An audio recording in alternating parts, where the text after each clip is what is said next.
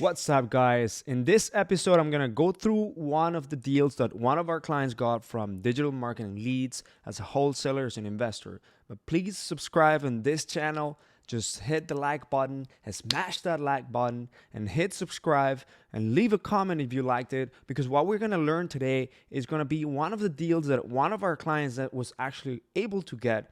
He joined the Subto community. He was able to join one of the best communities in real estate investing, led by Pace Morvey. When we worked with this guy, we did Facebook ads, and within the first month, they actually got 6 deals under contract and closed almost every single one of them. He's gonna walk you through a deal where he actually earned $130,000 in profit, and he decided to be ultra creative with this deal.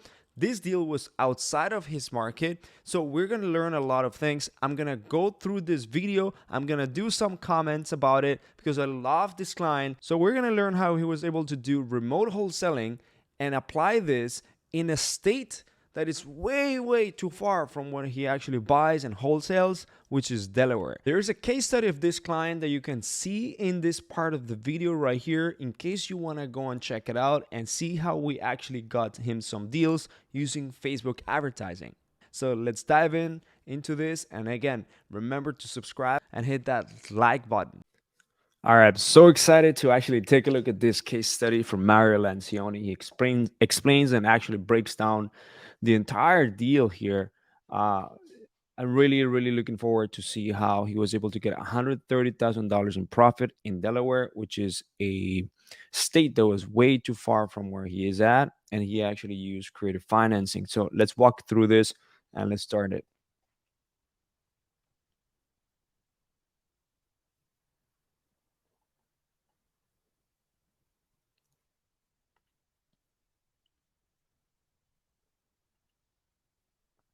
Flip it and sell it to an end buyer on the back end, because we knew what the price per square foot was in this specific subdivision, and we felt it was just a slam dunk deal. Going into the deal, we look at everything just like the times I played basketball in high school and college. You had a game plan for an opponent. We look at all our deals like it's an opponent. There's different strategies. There's X's and O's which have to be ran, and then there's adjustments along the way. You're going to have to make a lot of different pivots inside of a job. I can already tell that this guy is very strategic about what he does, and everything that he's doing right now is very ultra strategic. And whenever we were working together and hit the first months, actually they locked up about 6 deals. They locked up about 6 deals in their first month, and they played everything very strategic. They joined the Subto community later on to become better at the entire creative financing. But as you can see, everything is very strategic. So let's continue watching this. This job, fortunately, didn't have a lot of variations and flavors involved. Let's say that. Some there are, and I'll talk more about really just the acquisition side, and then give you a little bit of feedback throughout the job. So we really look at it in 3 different ways. The acquisition, how do we get it? What's our strategy? And then what's our plan to the end of what's going to happen? Guys, this is huge. Understanding that in order to actually acquire property, you have to know, 1, how do you get it? 2, what's your strategy, then the one that you're going to be using? And number 3, having an end plan, having a plan to get to the goal, right? So these are 3 huge things, and he's going to these are huge things, and let's hope that this is exactly what you actually also need in order to come in, use digital marketing, online marketing, Facebook, Google PPC, and start getting your deals going. So our acquisition on this was a great lead, which we got from Hessel Media, which was an inbound lead. That is a shout out to us. Thank you, Mario. From a seller who lived in Florida, but was a court reporter who had to come up to Delaware before retiring to go back to Florida. So we knew a little bit of background from the intake form that they provided us. And really for us, it was us coming up with, did the numbers work? Did we understand? So he mentions this, that he knew a little bit about the seller because of the intake form. Here's the thing: a lot of people actually make the mistake of just waiting to do the research or to go to prop stream or whatever that is, skip trades the seller, do whatever it is, and do not realize that the first thing that you have to do is to actually have a conversation with the seller as fast as possible. An inbound lead is someone from Facebook, PPC, Google AdWords, YouTube, TikTok ads, someone that wants to speak with you fast. Why? Because their intentions are to speak with you regarding a specific problem that they have. If you miss out by a millisecond or just by a few seconds, you probably are going to be speaking with someone that now lost their attention or probably are now talking with their competition. These people are clicking on the first ad, second ad, third ad, most likely because they want to solve the problem. So you got to act quick. And the full story, based on what you shared, I noticed any sellers that are selling a house over $250,000 and it's a full disaster. Typically, it's not as bad as what they're making it out to be, because they haven't really seen nasty and ugly like homes under $250,000. So you take that with a grain of salt, which is typically my sign of saying, oh, this could be a really good deal, and it was. So this was a deal that was worth me going out there, driving, seeing it in person, and verifying that the project really wasn't as crazy as the seller made it out to be. It was really just a big cleanup job. And by verifying it, I knew that this was not something that I was going to wholesale, because I could have wholesaled it for $30,000 or $50,000, but I was missing out on so much extra profit on this thing. And by being able to construct it in a creative way, I was able to avoid a lot of acquisition costs by bringing in a lender or putting up so much cash, because we agreed to a pretty large purchase price. But the next video is I'm going to go through all the documents to show you the proof of like the time we purchased it, the HUD when we purchased it, the HUD when we sold it, and all the in-betweens of what happened from the before pictures, the after pictures, and our initial agreement of sale, and then the actual sale and how the numbers played out. So by looking at our renovation sheet of what the costs were, what the renovation cost was, you'll see how we came up with over $130,000 profit. So, but it all started with investing in getting leads, getting a lead source, and then playing it out in the process. Hey, we are going to do. All right, before we start here, he actually mentioned that he could have wholesaled it, but decided to actually use these creative methods to actually make more money out of it. And before you jump, be like, oh my God, but everything that I'm learning is about wholesaling and I want to focus on wholesaling. Even right now with the recession and what's going on, you have to make sure that you understand other methods such as Subto, such as novations agreement, being able to be more creative. If I were to only offer you guys Facebook ads, but you need PPC because you're already doing Facebook ads, then you don't need me. I'm not able to give you PPC, then I wouldn't be able to help you, right? What if you already have Facebook ads? What if you're already doing PPC and you don't want to change your provider? Well, I might as well go ahead and give you, for instance, TikTok ads, or being able to give you some content marketing, or being able to give you YouTube marketing, right? So you have to be able to also understand that sellers need other type of solutions because not everything is going to fit their current needs. Do a dive into the $130,000 net profit. It's going to be a very good analysis of beginning, middle, end, and the entire picture of how this thing came together. As I said in the video, it was a lot of different moving parts on this thing because of the seller situation. So it always goes back to what the seller situation is. Can you fit what you're trying to accomplish inside of their situation to make it work for them as well as us? We came up with a very creative deal as her staying there, giving her a down payment, partnering with us, and doing really a subtail. And here are the pictures to show you really what the property's condition was. So as I'm out here taking pictures of this damn thing, all I see is promise. There's amazing homes around it. It has over 3,000 square feet. it's a typical deal where if you got 10 of these a year, you'd be extremely happy because it's out of control. So all I saw outside was landscaping that needed to be done. Some small like fascia board needed to be cleaned up. The soffit was a little dinged up. Then walking in, this is what I saw. It was, just a mess. I mean, you could see past just the mess. The walls are in good shape. The ceiling fan is good. It needed to be take the dust out of it.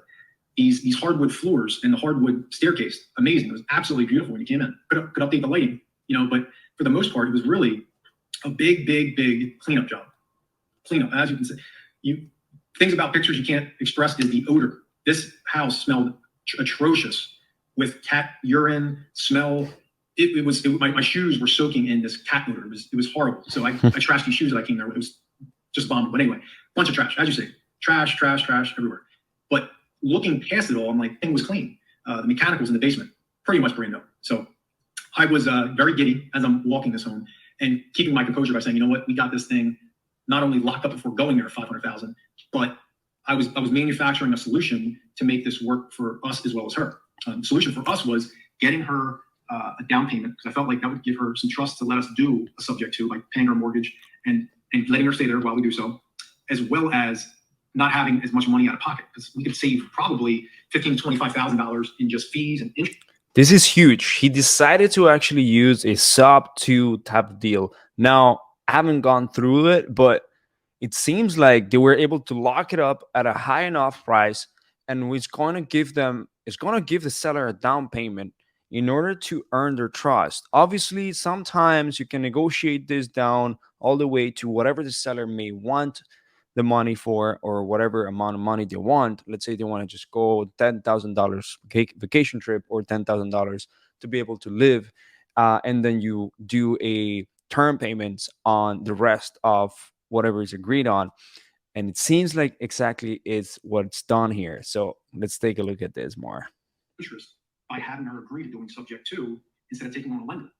So by pitching it to her about giving her a down payment, whether she stayed there or put her in Airbnb, this would be the best bet based on the size of this job. We really explained to her the size of this job, how much work it was going to take, and letting her know that she needed to work with us a little bit to make sure it worked for both parties. And she was totally on board. She made it work. So the next step we did was, after the photos, we already have an agreement of sale signed with the woman, an addendum drawn up. So an addendum is just an extension or a change in terms based on the original agreement of sale. The original agreement of sale here was $500,000 for the purchase of the property, and we tweaked it to same price, $500,000.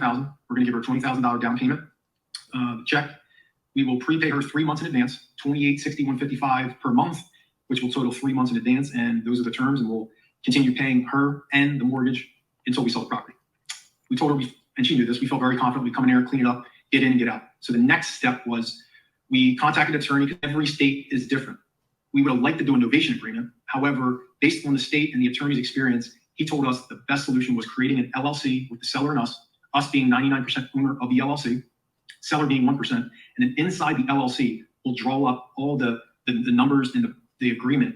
So our partnership made sense. So at the next step, which would be closing, the title company would make sense of it. This is basically a partnership with the seller. This is incredible. I've never actually heard of this. Actually, I have, but I wanted you guys to actually take a look at this for yourself and how this creative deal was so creative inside of a creative deal. Let's take a look at this. And say, okay, this LLC owns it. Mario owns 99%. Seller owns 1%. These are the parts to this operating agreement inside the LLC. Seller's mortgage is getting paid off. Seller has the proceeds of this, and then the remaining goes to Mario. We made it super easy, simple to follow for the seller, myself. These are the HUDs. First HUD on the purchase. As you can see, we purchased it in the LLC. Guys, make sure to follow Mario Lancioni on YouTube. And I think he's working with a lot of investors. He's based off New Jersey, I believe. So follow us too. And don't forget to hit that like and subscribe button. 52 Waterton LLC. And this is the property. We closed settlement date November 3rd. Okay, keep that date in your mind. 2021, closed in Wilmington, $20,000 down payment on the transaction to the seller. This is actually really cheap. This title cost $1,082. So really, that was all in upfront, 21 grand to take possession of this deal. Mind you, there are attorney fees, but super cheap to enter a deal this size. Okay, so $21,000 to play ball. As I mentioned, seller gave us a month to go in there. A month earlier, we went in there, day one, hit the ground running, got it cleaned up, did the job, put it on the market, and flipped it over to our realtor down there, Jim Rice, who did an amazing job. So here, you'll see these are the after pictures.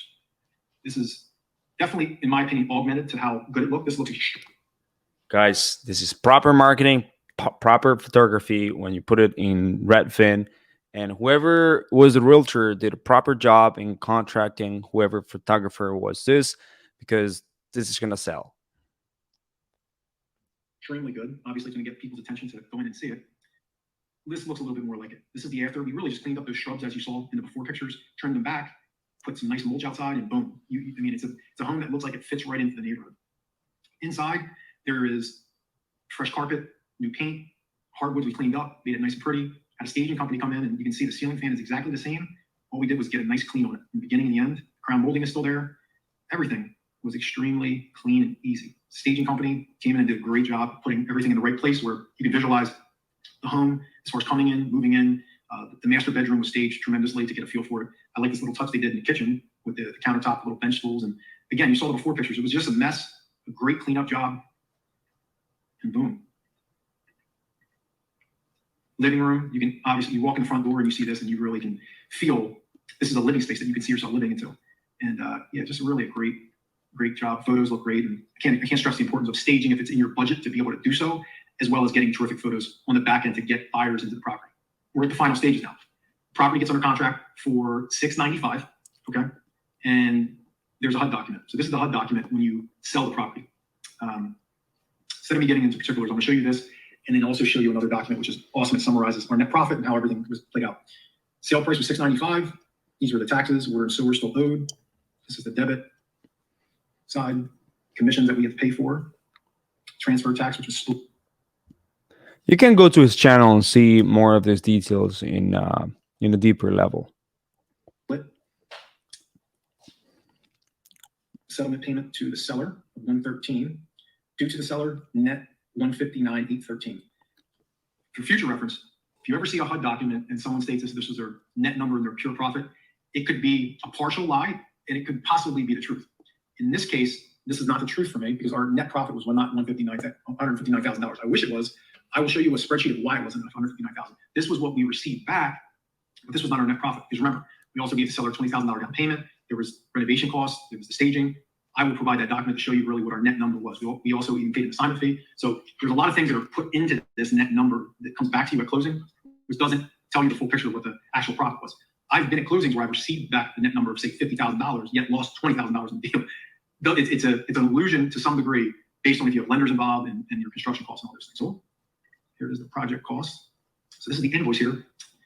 Invoice, as I mentioned, the initial down payment, 21. This is factored into the first closing. So this is the total all in, 21,082, including the title cost, the attorney fees that we had to pay on the front end of buying it.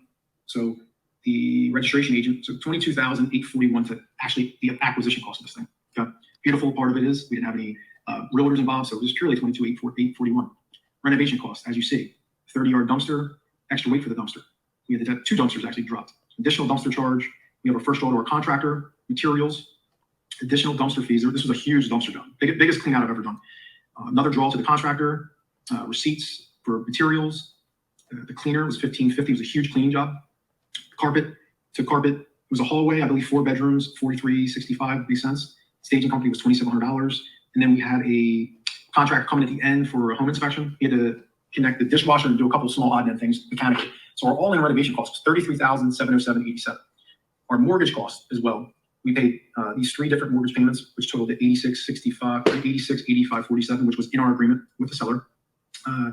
Down here, there was another cost of the assignment fee. So we build assignment fees into deals if we keep because there's a salesperson who deserves a commission for closing the deal.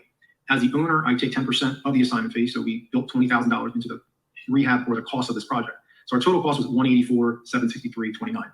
The payback here was these different costs that we had to pay back to our different credit cards and places that we used. So from all those costs, we take away the sale price that we came to, the purchase price, which was $500,000. You take $500,000, take our cost, and then this is where you come up with your real net number, which came out to $119,528.93. And if you look at it though, we technically made as a company the $119,528 plus the $20,000 assignment fee. So the all-in total that we made was $139 on this flip, which is a extremely healthy profit when you're talking about turning it over in 3 months, in 3 months only. This was a Facebook freaking lead, guys. I'm telling you, if you're able to be creative, use the same skill sets that you've been able to actually acquire. So let me just say it again here, big. If you use the same skill set that you've been able to acquire as a wholesaler, and you can use it now using it creative financing, you're gonna be able to lock up more properties, especially right now in the recession. Do not miss out on creative financing right now. Do not miss out on Subto. Do not miss out on innovations agreement. Do not miss out on seller finance. There's a lot of sellers that need your help. So you need to actually get your pants up and actually you actually have to put your pants up. You actually need to buckle up and start offering this type of offer to sellers. A couple of reasons why this was such a big profit. Definitely avoiding fees on the acquisition cost, being able to do a creative deal, which put us in the best spot, and then also knowing that going into this game plan, this was our exit strategy. So we really came up with a really good plan of attack in the beginning of saying, one, we're not wholesaling it to an outside party. We'll wholesale it internally so our team can eat, keep it, construct a creative deal, and then on the back end, sell it to an end buyer. This deal went flawlessly. Does not mean every deal is going to run as smooth as this. Every play you're going to draw up is going to run perfectly. You're going to get layups and easy jump shots. This is one of those kind of like a perfect game. You play, it really went according to plan. But I want to show you what a perfect deal looks like, or a really good deal looks like. And also, I'm going to go into some really bad deals that I was associated with, and I'll take full blame for it. But a lot of the deals, or the bad deals, some of the good ones, all help put deals like this together. So as you gain experience, these are the deals that you'll be able to see through a lot of the forest and the trees to see the end, because you've had experience, or you can leverage experience from other people, and they can share different things like this to you. So hopefully this is not only informative, but inspires you to know that you can make a full salary in a year on one deal in 3 months, and it can change your life. I mean, this can change your life by one deal and one deal only. But really understanding the mechanics inside of a deal is what I'm hoping you can capture, even if it's one little trick, one little tip, something that helps create some clarity along the way, and eventually something's going to register and say, oh, I see how to do this thing. And that's when it becomes really fun. So best of luck. Hope you enjoy. See you soon. Guys, remember that you can see the case study of this right in here. So I'm going to show you the case study of it. You got to make sure to just watch it right in here. Case study is basically our client success manager asking about every single one of the deals that they got in the first month, and you'll see for yourself what digital marketing can do for you in a very short period of time. But now remember, you have to make sure this is a long-term mindset, 6 months max, minimum 6 months, that you're going to be pounding this, getting your best sales skill sets. And if you don't have a long-term mindset with marketing, you're probably not going to win as you should.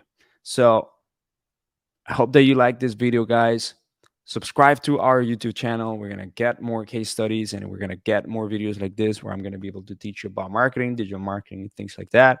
And I love having you guys here, and let's keep crushing it. All right. See you guys.